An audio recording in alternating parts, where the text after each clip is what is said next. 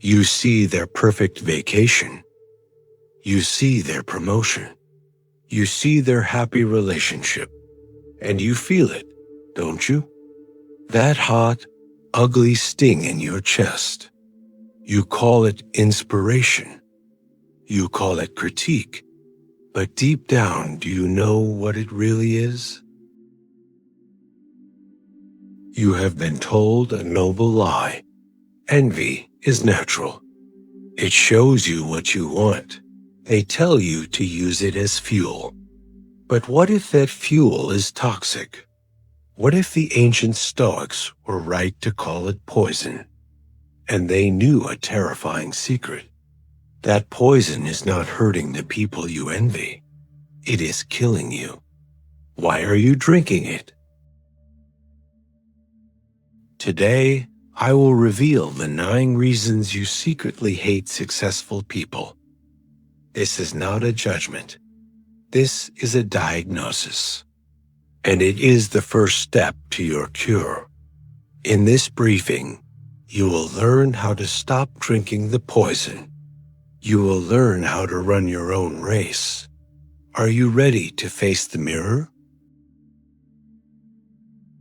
Let's talk about a man named Mark. Mark is smart. He is talented, but he feels stuck. One evening, he is scrolling on his phone. He sees a post from an old friend, David. David has just launched a successful company. The post is full of comments. Congratulations, you're an inspiration, so well deserved. Mark feels a familiar sick feeling in his stomach, a hot wave of anger and bitterness. He closes the app, but does the feeling leave? Or does it stay? He spends the rest of the evening not working on his own project. He spends it in a dark, quiet mental courtroom. He puts David on trial. He probably got lucky. He probably had family money. His idea isn't even that good. Mark is not trying to find the truth. He is trying to find an excuse. He is trying to feel better about his own inaction. He is drinking the poison of envy, and he is wondering why his own life feels so sick. Is this you? Do you see yourself in Mark? Do you spend your energy judging the success of others? This is a secret, silent war. A war against the happiness of other people. We have been taught that envy is a sin, so we hide it. We disguise it. We call it social justice. We call it healthy competition. But deep down, we know what it is. It is the belief that their success is your failure. Why do you believe that? The ancient Stoics saw envy as the most destructive emotion. Why? Because it is a surrender. It is the act of making your happiness a hostage to the life of another person. It is a prison you build for yourself, and the walls are made of other people's achievements. Do you want to live in that prison? Today, we are going to break down the walls. We are going to dismantle the machine of envy. We are going to learn the 9 reasons why you do this. And for each reason, I will give you the Stoic antidote.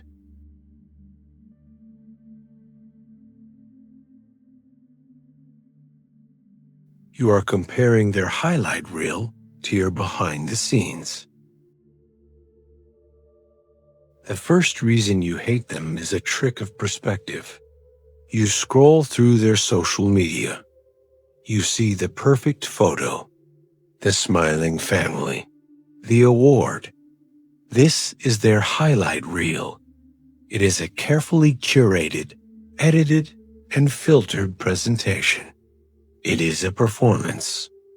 Do you realize you are watching a movie? Then you look at your own life. You do not see your highlight reel. You see the messy, unfiltered, behind-the-scenes footage. You see your doubts. You see your fears. You see your boring moments. You see your messy apartment. You are comparing their public performance to your private reality. And in that comparison, you will always lose. You assume their life feels as good as it looks. But do you actually know? You have no idea what their life feels like. The only cure for this flawed comparison is to stop looking. You must go on a diet. For the next 7 days, identify the one person who triggers your envy the most, the one account that makes you feel small, and ruthlessly mute, unfollow, or block it. This is not weakness. This is strategic focus. You are a runner in a race, and you have just decided to stop looking at the person in the lane next to you. You are putting your eyes back on the finish line, your own finish line. Can you look away?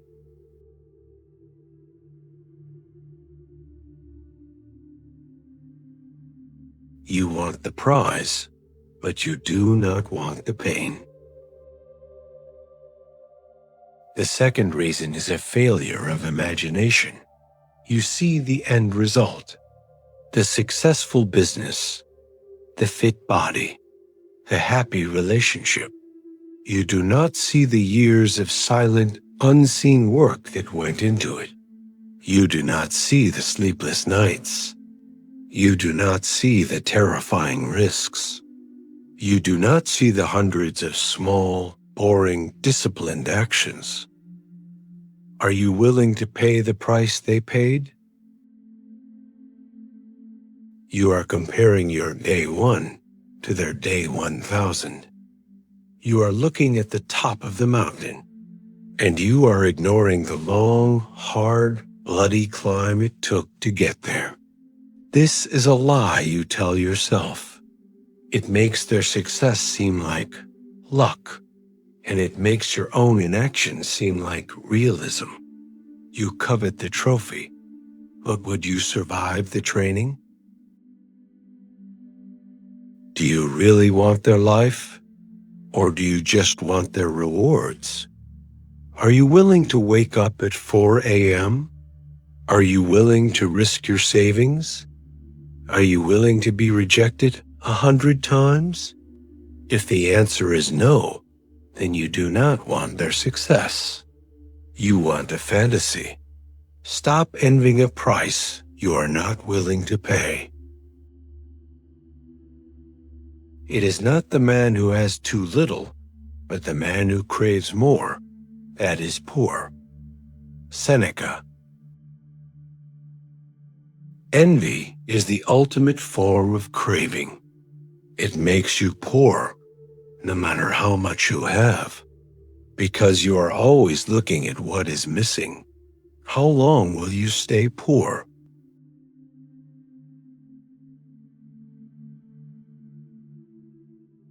You assume that success equals peace.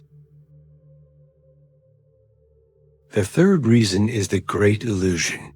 You look at their external possessions, their money, their status, their relationship, and you assume that these things have given them a state of permanent inner peace. You assume they are happy. But are they?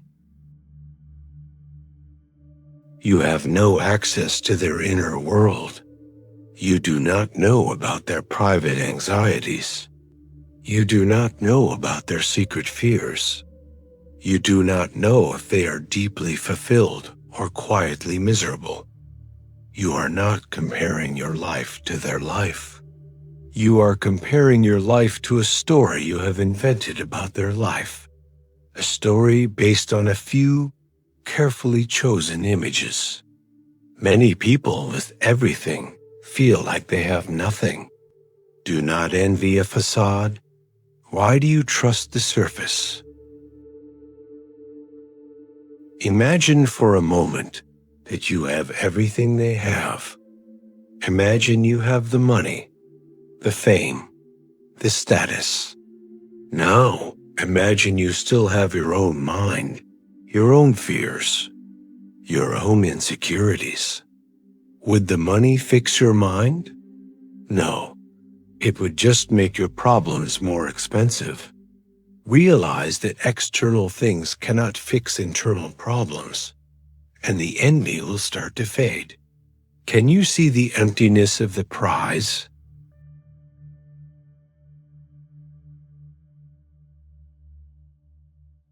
Their victory is not your defeat.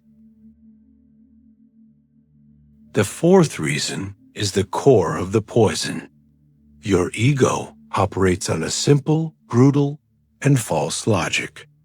It believes the world is a zero-sum game. It believes there is a finite amount of success, a finite amount of happiness, a finite amount of recognition. And if someone else gets a big piece of the pie, that means there is less for you. Their victory feels like your personal defeat. Their shine makes you feel dim. Why do you believe the universe is so small? This is a lie. Success is not a finite resource. Creativity is not a finite resource. Love is not a finite resource. The candle that lights another candle does not lose its own light. It creates more light. When someone succeeds, they show you what is possible. They break the 4-minute mile so that you can break it too. They are not your enemy. They are your proof. Why do you fight your allies? This is the moment you choose your mindset, scarcity or abundance.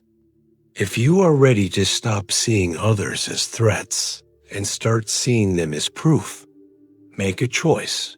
Go to the comments. Write this down. Write, I run my own race. This is your new philosophy.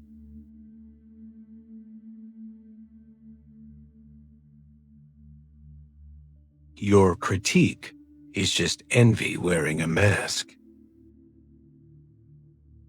The fifth reason is how you hide your envy. You tell yourself you are not envious. You are just a critic. You find flaws in their success. Their work is so commercial. They sold out. They were just in the right place at the right time. They are arrogant. You wrap your envy in the noble language of intellectual or moral superiority. Who are you trying to fool? But this is a lie you tell yourself. You are not a critic. You are a soldier in a war you have already lost. You are trying to tear down their castle with a pea shooter. Why?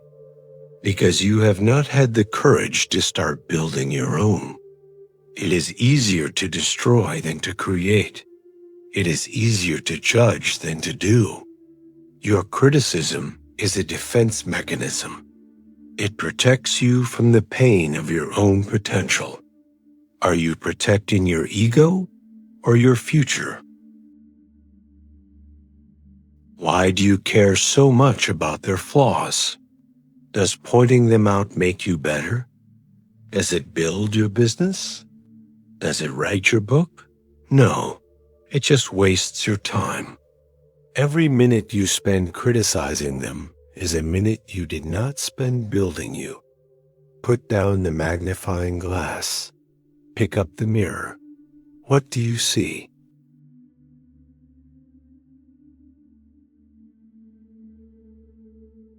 You use their luck as an excuse for your laziness. The sixth reason is the most comforting story. Of course they are successful. They had advantages I didn't have. They had more money. They had better connections. They had more talent. They had luck. Does this story make you feel better? This story feels good. It absolves you of all responsibility. It explains your lack of progress. You are a victim of an unfair system. But this story is a trap, even if it is true, even if they did have advantages. So what? What is the useful thing to do with that information? To complain about it? To use it as an excuse to quit? Or to focus on your own game with the cards you have been dealt? The Stoic does not complain about the cards. The Stoic plays the hand. Blaming your lack of success on their abundance of luck is a form of surrender. It is saying, I cannot win, so I will not try. Have you already given up? The only way to disarm this excuse is to starve it. Starve it of your attention. Focus on what you can control. You cannot control their luck. You cannot control their starting point. You can only control your effort, your discipline, your resilience. Draw a circle. Put my work inside. Put their luck outside. Live inside the circle. Can you stay inside the lines? You have power over your mind, not outside events. Realize this, and you will find strength. Marcus Aurelius. Their success is an outside event. It is 100% outside your circle of control. Let it go.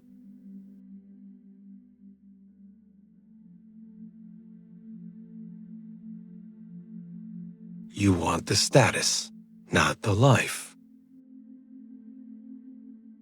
The seventh reason is a mistake of desire. You see their life, their car, their job, and you think, I want that. But you must ask yourself a deeper question. Do you truly want the thing itself? Or do you just want the status and the approval that comes with it? Do you actually want to do the hard, boring, stressful work of being a CEO? Or do you just like the idea of being seen as a CEO? Envy often tricks us into chasing goals that have nothing to do with our own nature. You chase a life that looks good to others, but feels wrong to you. You climb a ladder that is leaning against the wrong wall. And when you get to the top, you will not find happiness. You will find that you are still you, but with more responsibilities you hate. Whose life are you trying to live?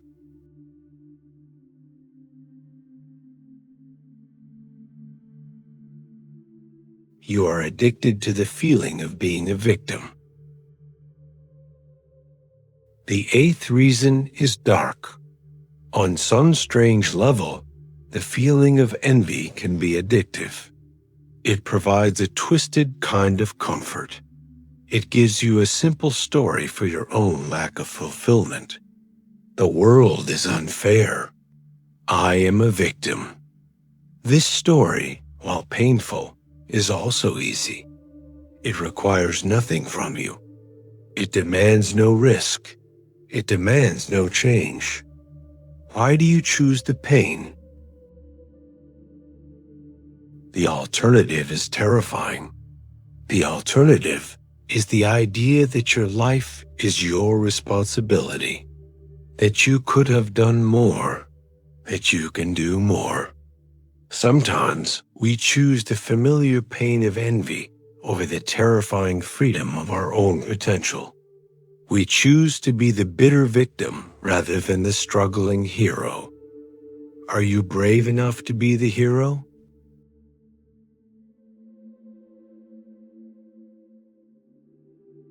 You have forgotten that you are dying. The ninth reason is the final and most powerful one. You are spending the one precious and ridiculously short life you have been given, being an angry spectator of someone else's game. You are watching the movie of their life instead of starring in your own. You are wasting your limited time on earth feeling bad that someone else is using theirs. How much time do you think you have left? When you are on your deathbed, will you look back and say, "I wish I had spent more time being jealous of David"? No. You will look back and wonder what you could have built, what you could have created, who you could have been. Envy is a theft. It steals your time. It steals your joy. It steals your life. Will you let it steal another day? This is your final mission. It is a form of radical alchemy. The next time you see someone succeed and you feel that hot sting of envy, you will perform. Thank you, reframe. You will force yourself to find one single reason why their success is a good thing for the world. It is good that a new company is creating jobs. It is good that a beautiful piece of art has been created. It is good that a person has found happiness. You are not celebrating them. You are celebrating the abstract good. And then you will wish them well. You can say it out loud or just in your mind. I wish you well. This is not for them. This is for you. It is the act of choosing a small moment of grace over a small moment of poison. It is the beginning of your cure. Can you say the words? You are not a spectator in a game of comparison. You are a runner in your own unique and solitary race. The only person you are competing against is the person you were yesterday. The lie was that their victory was your defeat. The truth is, their race has absolutely nothing to do with yours. Why are you watching them? Let them have their success. Let them have their applause. It does not diminish you. It does not affect you. You are on a different path. Your eyes are not on them. Your eyes are on the road in front of you, on your own work, on your own soul. And in that ruthless, singular focus, you will find a peace and a power that no envy can ever touch. The other lanes do not exist. There is only yours. The question is, are you ready to run? If you are ready to continue this journey, to master the art of your own race, then subscribe to the Stoic Citadel. This is not a place for spectators. It is a training ground for runners. Go to the comments. Make your final declaration. Write, I run my own race. Your training continues. You have learned to ignore the success of others. Now you must learn to be indifferent to their opinions. Your next briefing is waiting. Click the video. Learn the art of building an unshakable inner scorecard.